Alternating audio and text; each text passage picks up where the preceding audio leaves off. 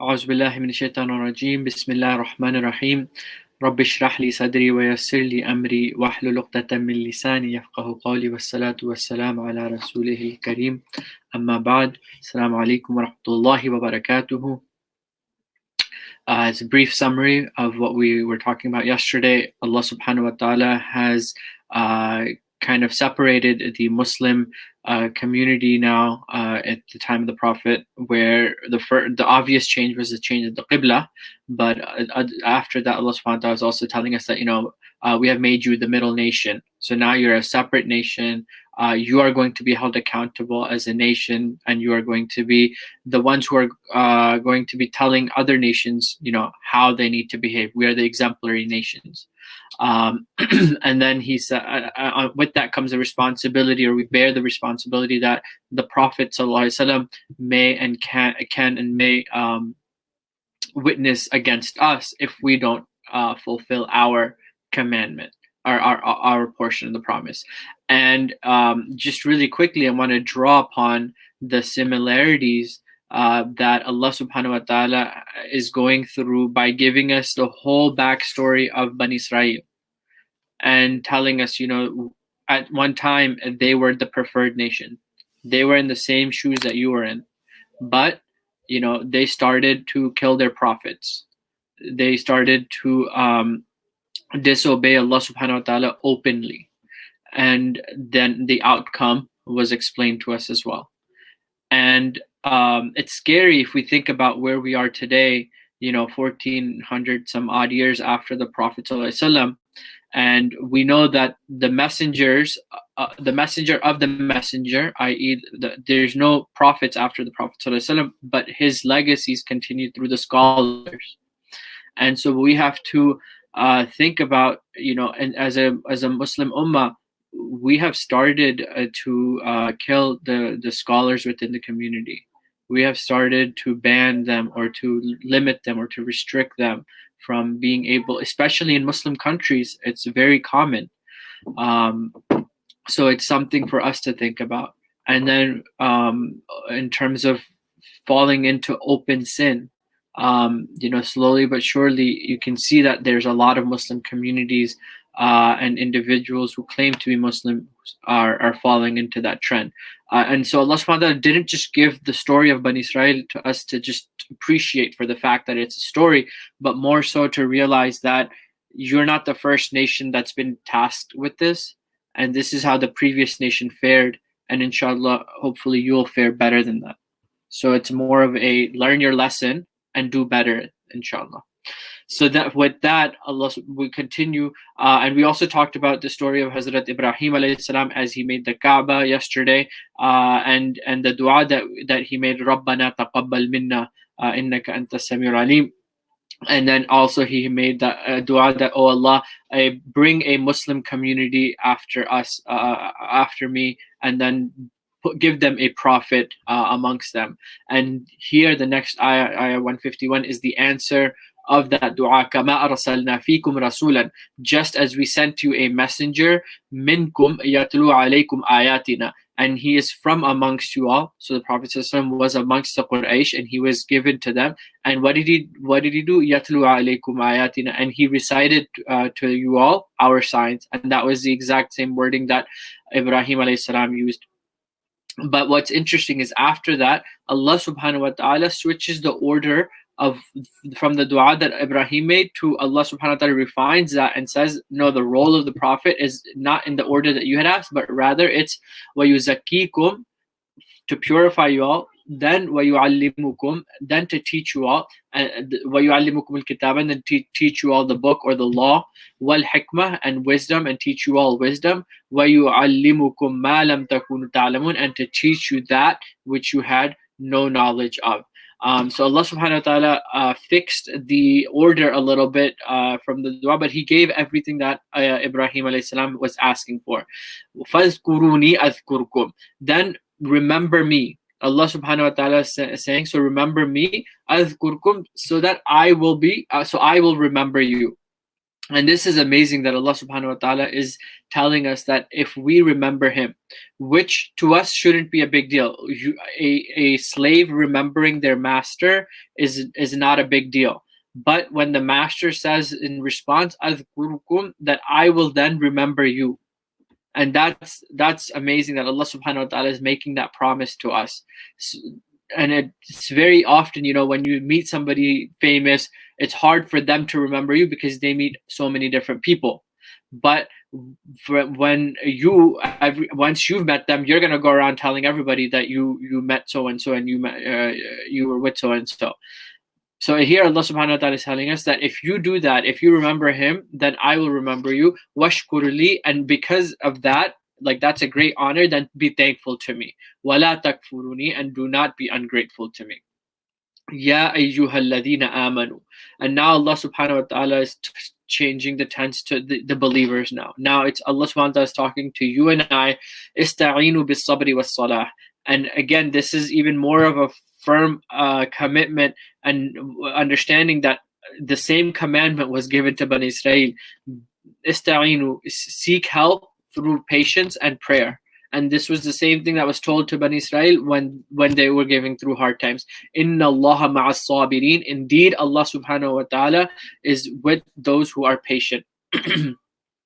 وَلَا تَقُولُوا لِمَنْ يُقْتَلْ فِي سَبِيلِ اللَّهِ أَمْوَاتٍ. And don't you dare say for the ones who have died in the path of Allah subhanahu wa ta'ala that they are, or who have passed away in the path of Allah subhanahu wa ta'ala, i.e. fighting for Allah subhanahu wa ta'ala. Don't you dare say that they're dead. بَلْ أَحْيَاءُ. Rather, they are alive. وَلَكِنْ لَا تَشْعُرُونَ. However, you just do not perceive it. So here, just as a context, there was no fighting going on at this time, nor had there been any fighting going on when these ayahs were revealed. The only type of killing that happened was when the mushrikun in Makkah had killed the believers in Makkah. But since then, there hasn't really been any fighting, but Allah subhanahu wa ta'ala again is kind of setting the stage. وَلَنَبْلُوَنَّكُمْ بِشَيْءٍ مِّنَ الْخَوْفِ. And then Allah subhanahu wa ta'ala is preparing, like I said, the believers. وَلَنَبْلُوَنَّكُمْ. Certainly, indeed, we are definitely going to test you all. بِشَيْءٍ, with anything from مِنَ الْخَوْفِ, out of fear, وَالْجُوعِ, out of hunger, وَنَقْصٍ مِّنَ الْأَمْوَالِ, and the loss of wealth, وَالْأَنفُسِ, and loss from yourself, i.e. it could mean that you're losing your progeny, or you're losing your own time or health, wathamarat, and fruits, wabashir sabirin. And if you're able to withstand that, if you're able to be patient along in that moment, in those moments, wabashir sabirin, then indeed there is good news for you. And so I found this ayah to be very, very hopeful, and specifically for the conditions that we are in today, as we are experiencing going through a pandemic and being locked up in our homes and not being able to go out, and there's a consistent idea of fear of this virus that's around us. Allah subhanahu wa ta'ala is already telling us, وَلَنَبْلُوَنَّكُمْ بِشَيْءٍ مِّنَ الْخَوْفِ, that certainly Allah subhanahu wa ta'ala will test you as a believer with fear. But what do we have to do? وَبَشِّرِ الصَّابِرِينَ. We have to remain patient. And the other thing that was associated with patience in the previous ayah, to have patience with salah, right? It was ista'inu bis sabri was salah, and seek help through patience and prayer. So at the time when we are hardest hit and when we are the most scared, we have to find solace in our prayers and in being patient.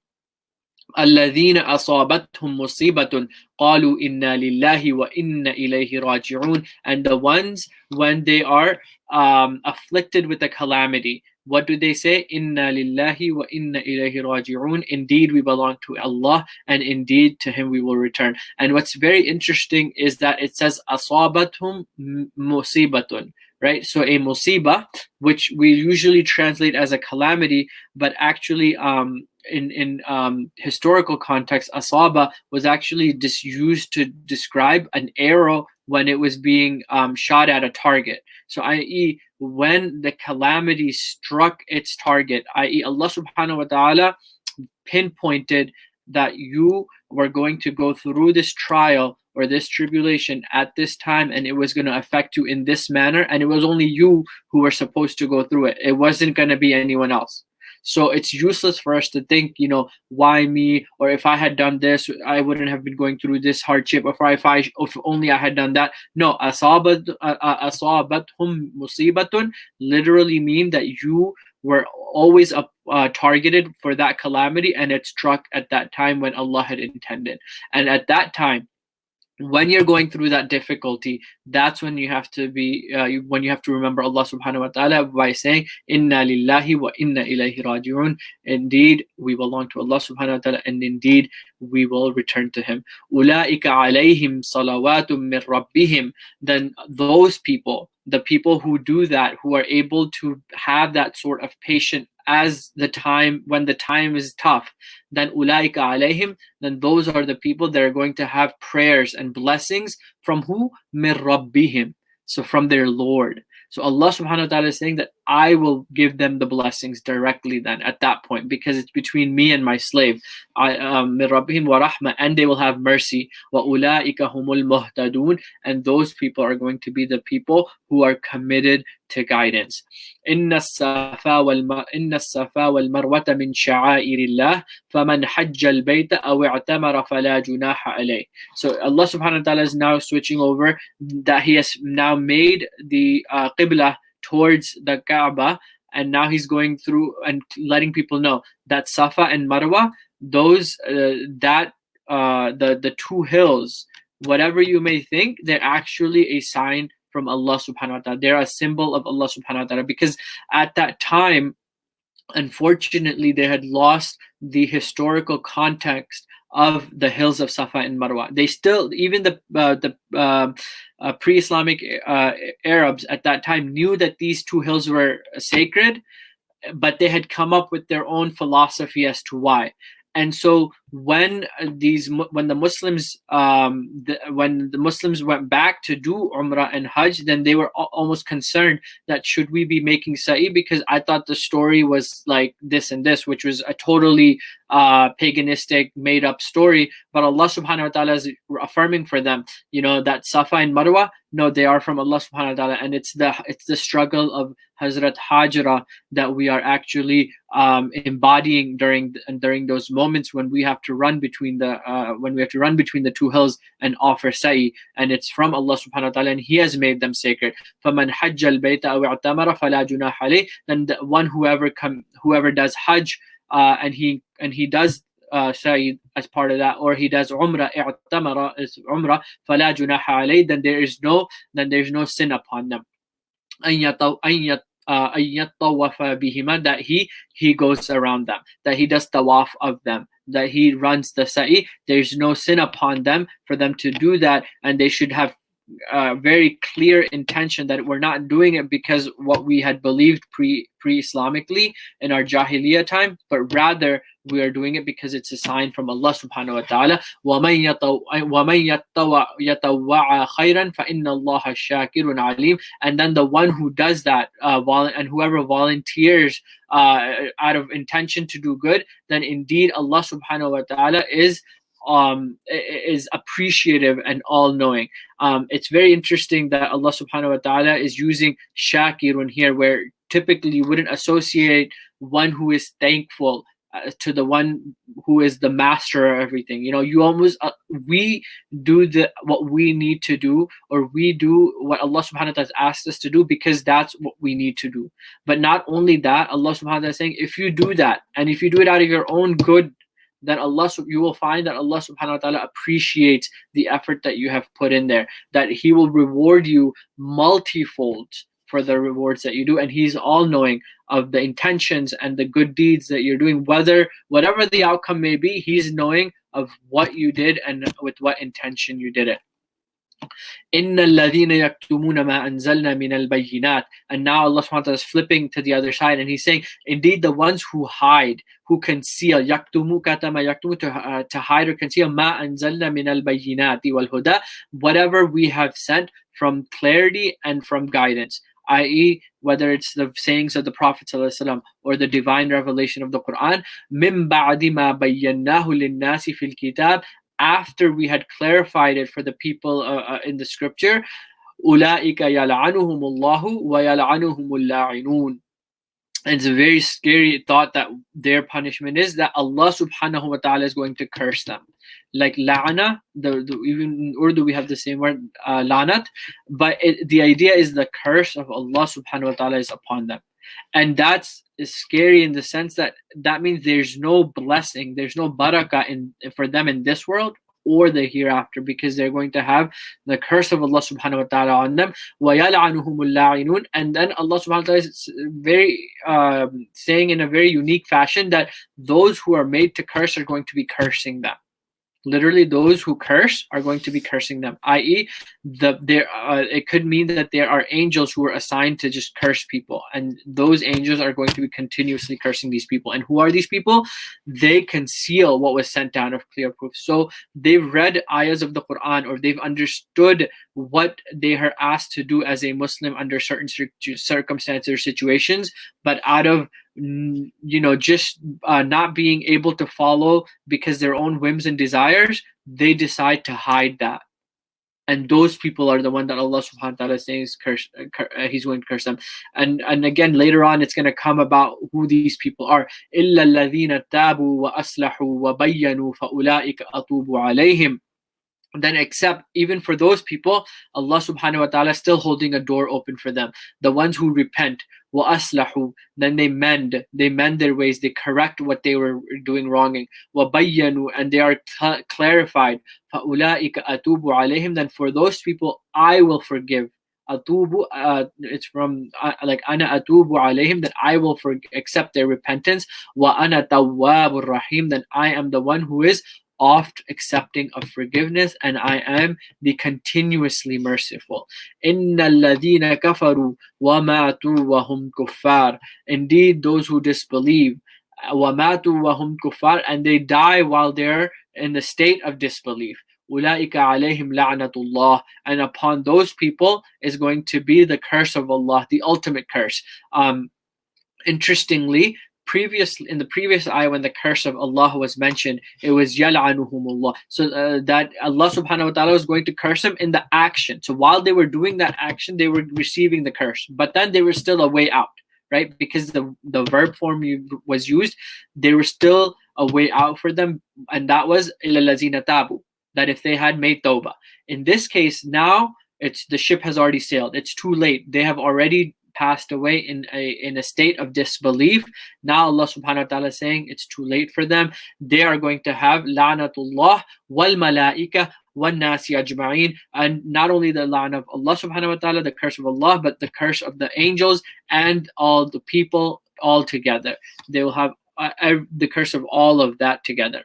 Khalidina fiha, and they're going to reside in it forever. La yukhaffafu anhum al-adhab, and Allah subhanahu wa ta'ala will not lighten the punishment for them. Wala hum yunzarun, and nor will they have an ability to be able to lessen their punishment. Yunzarun. Yep. Wa ilahukum ilahun wahid.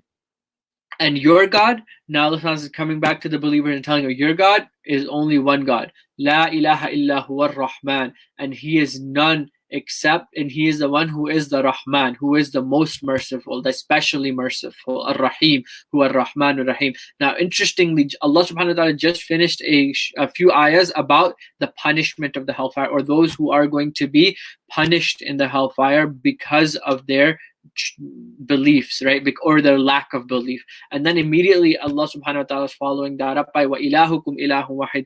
But know that your God is one God, and He is Ar-Rahman and Ar-Rahim, that He is the most merciful and He is the continuously merciful. So you have to have hope, but at the same time there's still a boundary, as you have to be within that boundary, and then you will be able to receive that rahmah of Allah subhanahu wa ta'ala in the hereafter. Inna fi khalqis samawati wal ard. Indeed, in the creation of the skies and the earth. Waqtilafil layli wan nahar, and in the battle, literally, or the alteration of the night and the day. Wal fulki allati tajri fil bahr, and the ship as it sails, or as it floats, or as it moves on the ocean. Bima yanfa'un nas, as it's a benefit to mankind. وَمَا أَنزَلَ اللَّهُ مِنَ السَّمَاءِ مِن مَاءٍ فَأَحْيَا بِهِ الْأَرْضِ, and we have sent water, and it is Allah who has sent down from the heavens rain, giving life to the earth, بَعْدَ مَوْتِهَا, after it had died. فِيهَا مِن كُلِّ دَابَّةٍ, and in it it's full and vast of all kinds of animals. وَتَصْرِيفِ الرِّيَاحِ, and he is the one who changes the wind or allows the wind to blow. وَالسَّاحِبِ الْمُسَخَّرِ, and he has made the clouds that to be able to be controlled by the wind. بَيْنَ السَّمَاءِ وَالْأَرْضِ, between the sky and the earth. لِآيَاتِ لِقَوْمِ يَعْقِلُونَ, and indeed that is a sign for those people who are trying to understand. So Allah subhanahu wa ta'ala has just gone through a list of things that He wants you and I to think about. And we see these things on a daily basis. But Allah subhanahu wa ta'ala is trying to create a mentality for us in our mind on how we need to perceive the world. When we see the changing of night and day and how consistent they are, and how Allah subhanahu wa ta'ala has made it so perfect that the time for the evening, the time for the night, and the time for the morning, and how the sun is following its own patterns and orbital, and the moon is following its own pattern and orbital, that should be a sign if we are indeed looking to be understanding of those signs.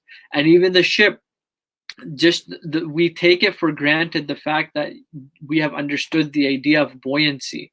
But imagine if Allah subhanahu wa ta'ala chose that there wasn't any object that would be able to be less buoyant than water. How would we be able to travel upon the ship? So even in the fact that it floats, and yes, we look really stupid if we try to appreciate the fact that a ship floats, because to us it's second nature, it's common sense that it's supposed to float. But Allah subhanahu wa ta'ala is saying that the fact that it floats, it's a miracle from Allah subhanahu wa ta'ala, because He could have very easily made that same ship drown as soon as you sat on it. And so Allah subhanahu wa ta'ala is telling us, hey, start looking at the world around you and start appreciating and acknowledging the magnanimity or the grandness of Allah subhanahu wa ta'ala. وَمِنَ النَّاسِ مَنْ يَتَّخِذُ مِن دُونِ اللَّهِ أَنْدَادًا. And from people, there are going to be those people who are going to take rivals or competitors to Allah subhanahu wa ta'ala. يُحِبُّونَهُمْ كَحُبِّ اللَّهِ. And they're going to love these competitors, these andad, as they should have loved Allah subhanahu wa ta'ala. And here Allah subhanahu wa ta'ala is telling us, and He's warning all of us, and He says there are going to be people who are going to take these things. And it's interesting where it says yuhibbunahum, it doesn't say yuhibbunaha. So it's not just referring to inanimate objects of idols that these the Quraysh have just made, but it's also referring to what you and I start taking as forms of worship. When we start worshiping our own desires, or when we start taking our own desires and loving them as we should have loved Allah subhanahu wa ta'ala. And how do we know that we have other desires or other means of love that should have had the place of Allah subhanahu wa ta'ala in our heart, but we have filled that space with other types of love? It's very easy. Just look at your day and think about, what do you spend the most time thinking and talking about? Is it the fear of Allah subhanahu wa ta'ala? Is it the creation of Allah subhanahu wa ta'ala? Or is it about my favorite sports team, or basketball or football? Or is it the stats of this person's famous player? Or is it the current and latest fashion blogs? Or is it about clothing? Is it able to penetrate into our hearts the way it should have been? So we have already filled our heart vessel. Remember, it's limited. The capacity in our heart is limited. And so we have to fill that vessel up with the love of Allah subhanahu wa ta'ala. And it's not to say that we can't love anything else. We can still appreciate and enjoy sports or clothing or activities that we may enjoy, but it shouldn't take the level of love, the kahubbillah, because وَالَّذِينَ آمَنُوا أَشَدُّ حُبًّا لِلَّهِ, and the ones who believe, they have a more intense love or a stronger love for Allah subhanahu wa ta'ala. وَلَوْ يَرَى الَّذِينَ ظَلَمُوا إِذْ يَرَوْنَ الْعَذَابَ أن القوة لله جميعا وأن الله شديد العقاب. And had only those people who are the wrongdoers, who did wrong, and they would see that punishment, they would see the power that Allah subhanahu wa ta'ala had in terms of the punishment that He was able to provide, and that all the power belongs to Allah subhanahu wa ta'ala. وَأَنَّ اللَّهَ شَدِيدُ الْعِقَابِ, and indeed Allah subhanahu wa ta'ala is very, very severe in His punishment. Then they would realize that, we really messed up. And later on it's going to explain, what would they have hoped. إِسْتَبَرَّأَ الَّذِينَ اتُّبِعُوا مِنَ الَّذِينَ اتَّبَعُوا وَرَأَوُا الْعَذَابَ وَتَقَطَّعَتْ بِهِمُ الْأَسْبَابِ. And when those who followed, تَبَرَّأَ الَّذِينَ اتَّبَعُوا, they followed they were the ones who were followed, and now they had to disassociate themselves from their followers because they were going to now accept into Islam. So this was the example was given of the people in Medina, the Jews in Medina, the rabbis. They had a large following of their individuals, of the ways of those of the Jews. And now they knew the message of Islam was the truth, but they were reluctant to accept it because they knew that if we followed it, our followers would not follow us anymore. We wouldn't have, so many people at our Saturday at our Sabbath gatherings. And so they were forced to make a decision that you cut off from your followers, or you are going to you can maintain your ways, but then وَرَوْا الْعَذَابَ وَتَقَطَّعَتْ بِهِمُ الْأَسْبَابِ, and then they're going to see the punishment. So they can continue in their ways, and then they're going to see their punishment, and then they're going to want to do nothing with them. They're going to say, we want to have nothing with you guys, cut us off. So they would want to be cut off at that point because they saw the punishment of Allah subhanahu wa ta'ala. وَقَالَ الَّذِينَ اتَّبِعُوا لَوْ أَنَّ لَنَا كَرَّةً, and the ones who followed, they will say, أَنَّ لَنَا كَرَّةً فَنَتَبَرَّأَ مِنْهُمَا كَمَا تَبَرَّأُوا مِنَّا. And they said, had we only had another opportunity, had we had just one more chance to go back, and we would even disassociate ourselves from them. So first it was the leader who was going to say that, oh man, I wish I hadn't been the leader. I'm going to cut off. I don't want any of these people following me. Let me just go back and get another chance. Now it's the follower saying the same thing. I wish we just give us one more opportunity. I don't want to follow this leader or this leader. I want to go back. كَذَلِكَ يُرِيهِمُ اللَّهُ أَعْمَالَهُم حَسَرَاتٍ عَلَيْهِمْ. And like that, Allah subhanahu wa ta'ala was going to show them their deeds. Hasaratin was like with regret upon regret upon regret. It's just going to be regret piled up on top of each other because of the choices they decide to make in who they were going to follow. And again, this is a very strong example for you and I, because we can choose to follow and blend in today's society and not have to stick out as a Muslim, right? But that's where Sibghatullah comes in, that we need to wear our colors strong in terms of our iman in Allah subhanahu wa ta'ala. We have to realize that yes, we may face a little bit of a difficulty by having to wear the headscarf, or by wearing some different garb, or by having a beard, or by having a Muslim identity, or being a proud Muslim, but yet it's going to be less regretful. We will be less regretful in the hereafter because of what we have chosen to do in this world. وَمَا هُمْ بِخَارِجِينَ مِنَ النَّارِ. And those people, they will never be able to leave the fire. And it's a very strong way of, again, for Allah subhanahu wa ta'ala emphasizing the fact that those people, they will never be able to exit. Ya ayyuhan nas. Ya ayyuhan nas. Now Allah subhanahu wa ta'ala again is talking broadly to mankind. Kulu mimma fil ard. Halalan tayyiban, and eat whatever is in the earth, halal and tayyib. And this is Allah subhanahu wa ta'ala is differentiating between the two. And most of us, we only realize when Allah subhanahu wa ta'ala has said eat from that which is halal, right? But we often forget that Allah subhanahu wa ta'ala in the same ayah immediately after that has also said tayyib. And what does that entail? Allah subhanahu wa ta'ala is telling us to eat from that which is good and pure and khalis. that which is natural, that which is good for you. So if you know eating something is harmful for you, and after a certain amount of that, that's not tayyib for you anymore, right? So Allah subhanahu wa ta'ala has not only made the commandment, which we always remember and allude to, that we have to eat halal, but at the same time He has said, كُلُوا مِمَّا فِي الْأَرْضِ حَلَالًا طَيِّبًا وَلَا تَتَّبِعُوا خُطُوَاتِ الشَّيْطَانِ, and do not follow in the footsteps of shaitan. إِنَّهُ لَكُمْ عَدُوٌّ مُبِينٌ, certainly he is for you a very clear enemy. Excuse me. إِنَّمَا يَأْمُرُكُمْ بِالسُّوءِ وَالْفَحْشَاءِ, and Allah subhanahu wa ta'ala is now explaining why we shouldn't follow in the footsteps of shaitan. What is he going to do? يَأْمُرُكُمْ بِالسُّوءِ, he's going to command you, he's going to ask you to do evil. And a su is a type of evil that's just a very ugly in nature. Wal-fahsha, and not only that, he's going to ask you to do acts of immorality. It's loose. The idea is to behave without restraints. He's going to ask you to do things which, if you understood the consequences, you wouldn't do. وَأَن تَقُولُوا عَلَى اللَّهِ مَا لَا تَعْلَمُونَ, and then if you've done those things, and then he's going to make you say that which you have to say about Allah subhanahu wa ta'ala, that which you have no knowledge about. So he's going to make you say things about Quran, about Hadith, about the words of Allah subhanahu wa ta'ala that you have no knowledge of. And you're going to be just sitting there in gatherings and spitting these words out and not realizing the consequences of what you're saying.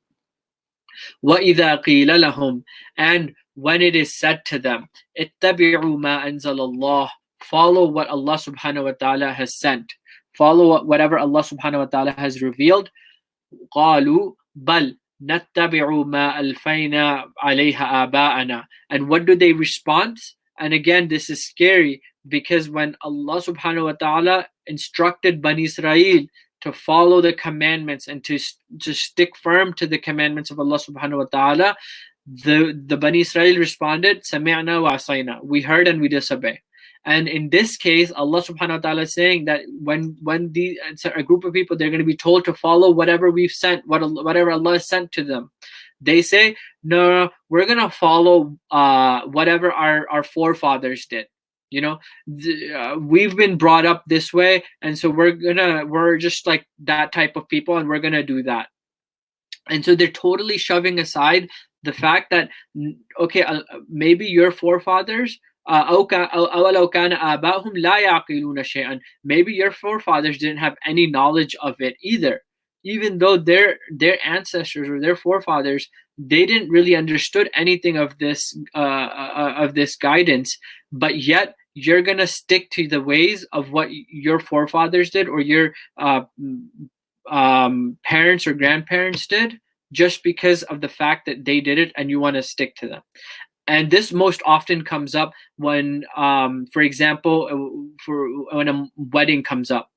And we, alhamdulillah, growing up in today's society, understand where cultural boundaries are and where religious boundaries are. But in the fact, when it's one special day, it's just this day, we know what the right thing is, but we want to indulge in the same activities that our parents and our grandparents and our cultural background brought into it for us, because whatever the reason is, they just don't understand the fact that there is distinction, that you have now had the hidayah come to you. Somebody is explaining to you what the ahkam are regarding this matter. And it's no longer valid for us to participate in those types of activities, regardless of how important this day may be. And what do? We go back to the fact, oh, no, we've always been doing this, and my father's done this, and their father's done that, and this is how it's going to be done for our wedding as well. أَوَلَوْ كَانُوا آبَاءُهُمْ لَا يَعْقِلُونَ شَيْئًا وَلَا يَهْتَدُونَ, nor were they committed to guidance. So they didn't have an understanding, nor were they committed to guidance, and now you're going to go back and ask for their ways. وَمَثَلُ الَّذِينَ كَفَرُوا كَمَثَلِ الَّذِي يَنْعِقُ بِمَا لَا يَسْمَعُ, and the example of those who disbelieve is something like that of one who shouts at that which doesn't hear. And it's that essentially the idea is that if you are shouting at an animal, the animal can decipher that you're making a sound, but they can't decipher what you're saying. You could have been telling them not to turn right, but all they hear is you making noise. So illa du'a'an wa nida'an. So but the calls are cries to summun bukmun umyun, to the deaf, mute, and blind. And fahum la yaqilun, and they do not understand. And actually, at least the Allah subhanahu wa ta'ala is saying that the calls to these individuals are like summun bukmun umyun, deaf, mute, and blind. But at least when you're talking or calling out to an animal, at least they can decipher that there's a sound being made. But a deaf individual or a mute individual or a blind individual, they're not able to see the signs in any form, right? They're deaf, mute, and blind, so they can't hear, they can't say, or they cannot see. So none of your actions or your warnings are going to be perceived by them because of their arrogance or ignorance in the ways that they want to continue in. And here Allah subhanahu wa ta'ala is essentially, he's writing them off, but not telling you which ones he's writing off. So it's not our job to say, oh, these individuals, they're just a lost cause. We still have to continue propagating the message because at the end of the day, Allah subhanahu wa ta'ala is going to ask us, did you continue? Did you convey the message to them? And that's what you and I are going to be questioned about. And then Allah subhanahu wa ta'ala continues, Ya ayyuhalladhina amanu كلوا من طيبات ما رزقناكم واشكروا لله إن كنتم إياه تعبدون. And all you who believe, eat from that which is pure. So Allah subhanahu wa ta'ala previously mentioned كلوا من eat from that which is halal and pure. Now here Allah subhanahu wa ta'ala is saying, oh you who believe. Now the believers, you're already going to be considerate of eating the food that is halal. But let me remind you again, because the tayyib is going to be a harder concept for you to understand, because Allah subhanahu wa ta'ala knows our mentality, he knows our psychology, so he's repeating the statement that you and I need to hear again to be reminded of. We know halal, and alhamdulillah we stick to that, but at the same time, kulu min tayyibat, eat from that which is pure, ma razaqnakum, from that which we have given you, washkuru lillahi, and be thankful to Allah subhanahu wa ta'ala, in kuntum iyyahu ta'budun, if it is only him that you worship, only him alone that you worship. Innama harrama alaykumul maytah, and indeed he has forbidden upon you, and Allah subhanahu wa ta'ala now gives a list of a few things, meaning the vast majority of things Allah subhanahu wa ta'ala has made halal for you. However, there's a few things that now Allah subhanahu wa ta'ala is going to list off that he has made haram. Well, he has made haram for you al-maytah, the dead, i.e. The meat of a dead animal that you had nothing to do with. Wad-dama, and he has made haram for you blood. Wa-lahm al-khinzir, and the flesh of swine or a pig.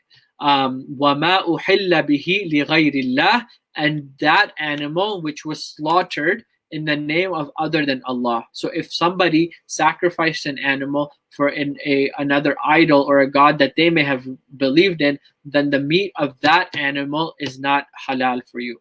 فَمَنِ اضْطُرَّ غَيْرَ بَاغٍ وَلَا عَادٍ فَلَا إِثْمَ عَلَيْهِ. And then if there is a necessity, you are dying, and the only food available to you is from one of the four categories that was just mentioned, then there's no sin on you if you eat it out of necessity and you don't transgress. What does that mean? Like I said, you're definitely in need and there's nothing available, and you're going to be starved because of if you don't eat. If your level of hunger is that high, and then you can eat enough to sustain yourself. Don't just like eat it as much as you can to your fill, because you're like, oh man, this is probably the only chance I'm gonna try to eat this type of food here. So that's incorrect. The baghin wala adin, don't transgress the limits. Just eat what you need to survive, but at the same time know that there's no sin on you for that. So don't have a guilty conscience if that situation comes. Inna Allaha ghafurur rahim. Indeed, Allah subhanahu wa ta'ala is forgiving and merciful. Inna alladhina yaktumuna ma anzalallah. Now a second time, the idea of katama yaktumu, or concealment, is coming. Indeed, the ones who conceal ma anzalallahu min al-kitab, what Allah subhanahu wa ta'ala has sent from the book, وَيَشْتَرُونَ bihi thamanan qalila, and they are the ones and they exchange it for a small price. So what do? They conceal what's written in it, i.e. in the book of Allah subhanahu wa ta'ala, in the Quran, and they sell it for a cheap price. They tell people, oh yeah, you can do this, you can engage in this activity, it's okay. أُولَٰئِكَ مَا يَأْكُلُونَ فِي بُطُونِهِمْ إِلَّا النَّارِ. And those people, they're not eating anything, or they're not feeling in their stomach anything except for fire. So whatever they're consuming, it's automatically just being turned into fire. And that is a scary thought for us to realize, that if we're concealing a part of the book, if we and what does that mean? We know, we've read, we've been given the message, we've been given the hidayah about a certain thing or a commandment within the book, but we are too lazy, too arrogant, too stubborn to change our ways to adhere to those.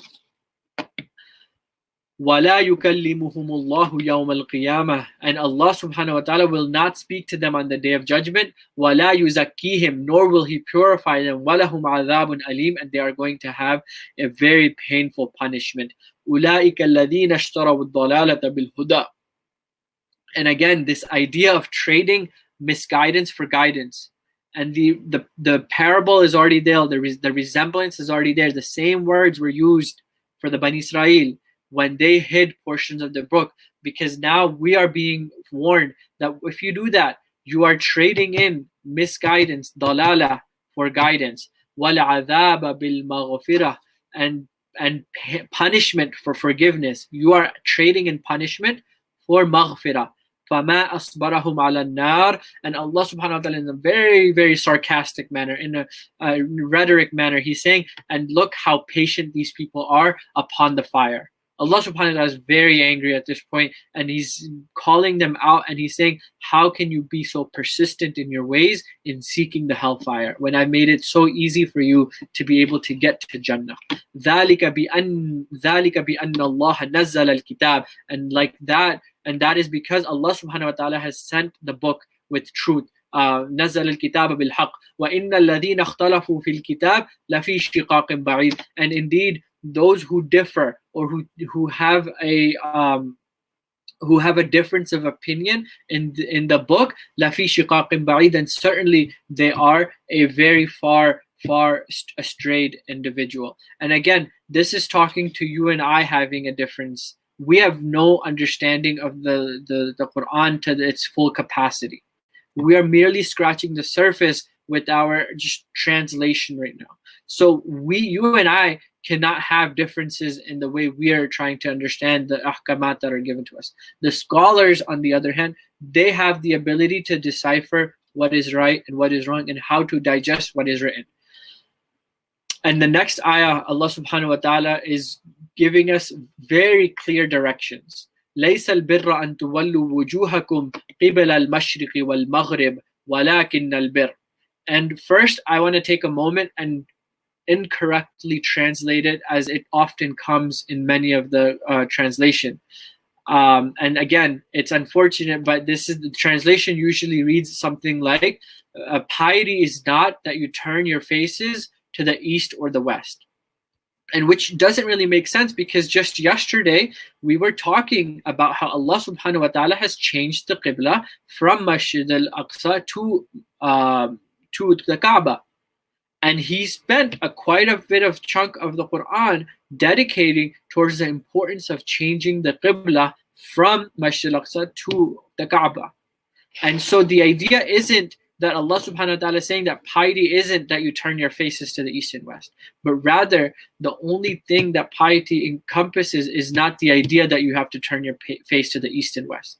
It's rather, it encompasses more than that. It encompasses وَلَكِنَّ الْبِرَّ مَنْ آمَنَ بِاللَّهِ. And now Allah subhanahu wa ta'ala translate along the aspect of, you have to realize which way you have to turn, because we have been given our identity now. We have to turn towards the Kaaba. But along with that, there are certain other criterion that will assist us in the understanding of what piety is. And Allah subhanahu wa ta'ala is essentially combining the two realms of piety, and we'll see what that means. Man amana billah, the one who believes in Allah, wal yawmil akhir, and the last day, wal malaikati wal kitabi wal nabiyyin, and the angels and the book and the prophets, وَآتَ الْمَالَ عَلَى حُبِّهِ, and the one who gives wealth that which he loves. So not just giving, if you have $1,000, giving like $10 because you know it doesn't really, you don't love that $10 as much, you don't value that, but the wealth that he loves, the one that he cherishes the most, that which is the closest to his heart. ذَوِي الْقُرْبَ وَالْيَتَامَى. And who does he give this wealth to? To those who he possesses nearness to, i.e. his family members, his kin. وَالْيَتَامَى. And the ones who are orphans. وَالْمَسَاكِينَ. And those who are stuck or needy in their and in need. وَابْنِ السَّبِيلِ. And the traveler. وَالسَّائِلِينَ. And those who ask, i.e. the beggars. وَفِي الرِّقَابِ. And those who are looking for freedom as a slave. وَأَقَامَ الصَّلَاةَ. And they establish their prayer. وَآتَ الزَّكَاةَ. And they give zakah. So Allah subhanahu wa ta'ala even mentioned the first part of the giving, that wasn't even from your zakat. That was just giving that which you love. And then on top of that, you have to give zakat. وَالْمُوفُونَ بِأَحْدِهِمْ إِذَا عَاهَدُوا. And they fulfill a promise whenever they take a promise. So this characteristic is important in sense of whenever they make a promise, they uphold it to the best of their ability. وَالصَّابِرِينَ فِي الْبَأْسَاءِ وَالضَّرَّاءِ وَحِينَ الْبَأْسِ. And they're patient in times of hardship or in times of war itself, when it's very, very difficult to be patient. أُولَٰئِكَ الَّذِينَ صَدَقُوا. And those are the ones who are truthful. وَأُولَٰئِكَ هُمُ الْمُتَّقُونَ. And those are the people who are committed to guidance. Now Allah subhanahu wa ta'ala started with the idea of bir, and he ended with the idea of sads, being truthful and being committed to guidance. So meaning that that piety will lead us to having taqwa. And what I meant by having the two realms of spirituality or types of people put together, Allah subhanahu wa ta'ala says there are types of people who think that it's only spirit, they need only spirituality to get close to Allah subhanahu wa ta'ala, that we only need to worship and do our ibadat and we will be close to Allah subhanahu wa ta'ala, but they don't have any connection to the outside world.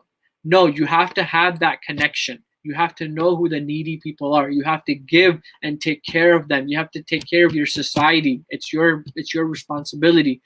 But as a Muslim, you also have to take care of your spiritual connection with Allah subhanahu wa ta'ala. So Allah subhanahu wa ta'ala is saying you need both in order to really succeed in the hereafter, have that level of piety or taqwa.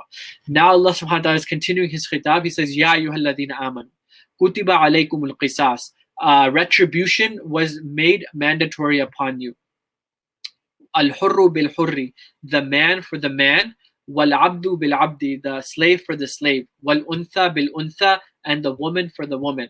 فَمَنْ عُفِيَ لَهُ مِنْ أَخِيهِ شَيْءٌ. And the one who he has pardoned for him his brother, then فَاتَّبِعْ بِالْمَعْرُوفِ, then it should be followed with goodness. وَأَدَاءٌ إِلَيْهِ بِإِحْسَانٍ, and then he should make it as easy as possible. He should make it the best as possible. ذَلِكَ تَخْفِيفٌ مِّن رَبِّكَ وَرَحْمَةٌ, and that is a concession, or Allah subhanahu wa ta'ala has made that light upon you. فَمَنِ اعْتَدَ بَعْدَ ذَلِكَ فَلَهُ عَذَابٌ عَظِيمٌ, and the one, عَذَابٌ أَلِيمٌ. فَمَنِ اعْتَدَ بَعْدَ ذَلِكَ فَلَهُ عَذَابٌ أَلِيمٌ, and the one who then oversteps after that, then he will have a painful punishment. So here Allah subhanahu wa ta'ala is saying to the believers that qisas, it's been made mandatory upon you as a believer, and there's good in it. And in the next ayah, Allah subhanahu wa ta'ala mentions more of the goods. But he's saying the person, the man who committed the crime, it has to be that man.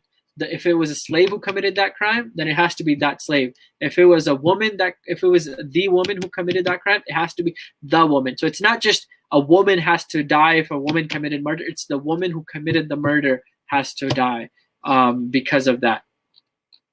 وَلَكُمْ فِي الْقِسَاسِ حَيَاةٌ يَا أُولِي الْأَلْبَابِ لَعَلَّكُمْ تَتَّقُونَ. So Allah subhanahu wa ta'ala is now reminding us that in qisas, in retribution, there's actually life for those people who understand. And what does this mean?